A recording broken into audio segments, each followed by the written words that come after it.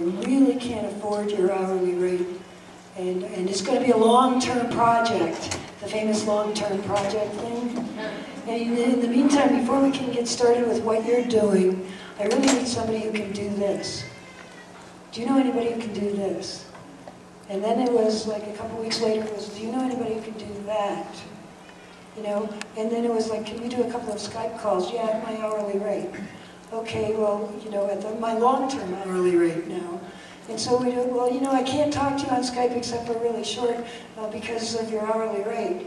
Could I have a flat rate for your Skype calls? You know, because, you know, I don't have a lot of money and whatever. Push comes to shove. Do you know somebody who can do SEO, who's the best in the world? I connect him with somebody who I know happens to be one of the best in the world, who happens to be a man.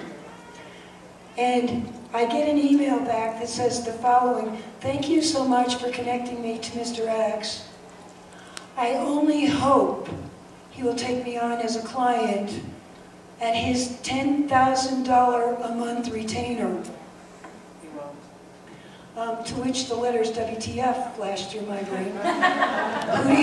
Who do you think connected you to Mr. X?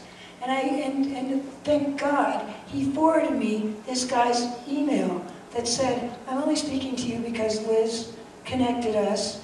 By the way, I charge $10,000 a month, payable by PayPal. If you would like to talk to me via Skype, I will expect your PayPal. Sincerely, Mr. X. That was all his email said.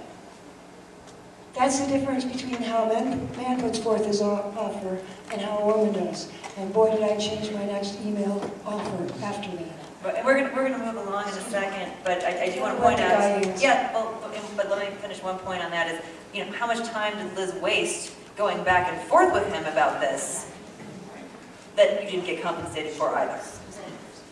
I just want to say, my name is Adam Cohen. My handle is @DadaRocks, Dada_rocks. And I just want to bring up the point that you were saying. It's not a men mentality. I know many guys who are sitting in rooms, in the closet, just sitting there going, I don't know if I should charge, I don't know what should I do. And it's not just a guy mentality. It's really about being a type A personality. It's about knowing your self-value. And that's something that someone else had mentioned about knowing who you are and knowing what your time is worth.